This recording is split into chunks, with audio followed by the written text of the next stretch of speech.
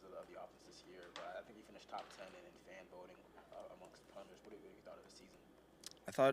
I think Corey's had a good year. I think that he's improved in a number of areas. I think his directional placement has definitely improved. I think he's shown that he's been able to have much better control than he had last year in the plus 50. So he's done a good job with us being able to create field position for our defense in those types of situations. Is that just a byproduct of, obviously it's a byproduct of the work he's put in? Yeah. What else? Was there anything he specifically changed during the off season coming into this season? No, that was it was a big, I would say, point of emphasis for us heading into last off season, and I felt like we missed on some opportunities last year in those areas of the field, and I think that he did a good job. He really applied, himself and did a good job with the practice reps, and I would say we hit more of those plus 50 balls throughout the spring training camp and then obviously into the season. Who you use on kick returns? It looks like forward end up here strong. You have to watch the game on Saturday to see. We have a lot of options. Yep. You expecting to not have either of those guys? We'll see. We'll see what happens. Similarly, what do you make of Dustin's season? And do you just chalk it up to a tough year? And just how do you think he has handled the difficulty that he's had to deal with? Yeah, I think he's handled it. I would say in a professional manner. I think that he's doing everything he can to get it right.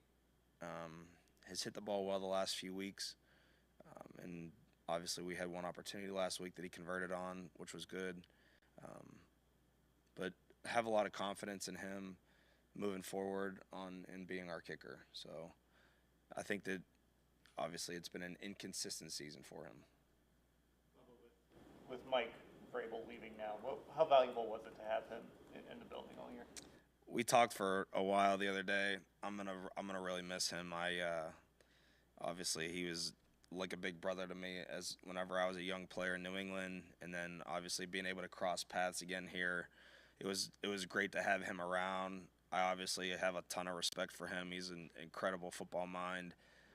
Whoever ends up hiring that guy is getting an incredible person, former player, and hell of a coach. So I love Mike, and I'll miss him. Overall, Bubba, how would you compare your special teams this year to last year? I would, every season's different. The personnel you have is, different in most seasons. This was a younger group than we had last year. And obviously the new kickoff return play throws a completely different wrinkle into the results you're going to see. And I would say this overall, it wasn't up to my standard. The units that I've coached, we haven't played to the level that I expect our units to play at. So we got to do a better job of coaching and executing. You mentioned that kickoff rule. Do you think it sticks, and what tweaks could we see next year? Yeah, I think it'll stick. I think it's brought some excitement. There's definitely been a higher return rate. I don't know exactly what the numbers are right off the top, but I think that it'll stick. I think that there will definitely be some tweaks. I could see potentially moving the touchback even further up the field to the 35. That would generate more returns, and I could even see them potentially moving the ball back to the 30-yard line to eliminate the junk ball type kicks. Because I think the play is definitely cleaner when the ball is in the air and not on the ground. And if you want to see returns, then you're not incentivizing putting the ball on the ground. Me personally, I don't like the rule that, I'll definitely say this on the record, I do not like the rule of the ball hitting the ground and rolling through the end zone and a touchback going to the 20-yard line. To me, that doesn't incentivize returns. That incentivizes valuing a guy that can play soccer. So to me, that's not, if you want returns, then, kick the ball in the air and have the guys force the returns. The kind of minute punting question. When do you have a situation where you're punting more kind of backed up in your own territory or in the end zone? Is it like intuitively that you would expect a lesser hang time almost those kicks just because you're trying to like flip the field, or is it kind of like is that a different situation than obviously like when you're in plus 50 and you're trying to? Yeah, it depends on the area of the field, how far backed up you are, and it depends on the type of returner you're going against. Also, that's going to factor in the type of ball that we're going to hit. There's often times where, like, if you're backed up inside like your own 5-yard line, you're going to have to operate a little bit faster because there's not as much. You know, you typically align like 14 and a half to 15 yards, snap to the punter. The ball's on the 2-yard line. You don't have as much space. So you have to work faster, and you're probably not going to hit as good of a ball when you're backed up like that and having to operate that much faster. So. I mean, across the board throughout the league this year, it just seemed like there were more blocked kick attempts. I mean, you guys obviously had the one at Philly. Just what do you think that is with that trend this year? You know what? I'm not sure. I would say that there's definitely. I think some of the schemes have been, you know, pretty. I would say executed well. Some teams have gotten away with some, I would say, not dirty type play, but there's been some things where you see teams like, I don't know if you've seen this on the field goal block unit, but teams are like grabbing offensive linemen's arms and like pulling them out. And when you do that, it creates space and a gap. Sometimes the officials see it.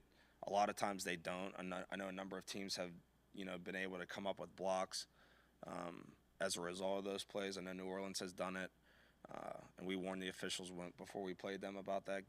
And a lot of other teams have done it as well. So we have not done it. It seems like Justin Tucker has gotten himself back on track, and does that maybe inform what could happen with Dustin? Yeah, I hit on that. I want to say last week or maybe the week before that. You know, it's, to me, that's a good thing for any kicker that has had some struggles, is to see. Obviously, he's the best in the game, in my opinion, right now. Justin Tucker as like a kicker, and to obviously have had a little bit of a struggle mid-season and then being able to self-correct and apply it and hit the ball well. He's one of the best of all time, and yeah, I think it's a good thing. Evaluate how Rex did coming in, just taking over for Charlie, and obviously him being around the team when he was here in the off season. But how did he do this year? Yeah, I thought he did a good job. I think that it's in that position, it's hard to come in mid-season when you're not getting as many reps. Obviously, we had Rex in training camp, so that was beneficial for us to have gotten him reps back then. But being thrown into the mix right away, going against, you know, some good teams with good personnel, I think he's done a good job. This is not a knock on Rex, but how come you guys never went back to Charlie Hewlett? I mean, he's on it. He's got an injury, so. He said he's fine. I mean, he might be feeling fine, but he might not be fun to play football. You know, there's a difference.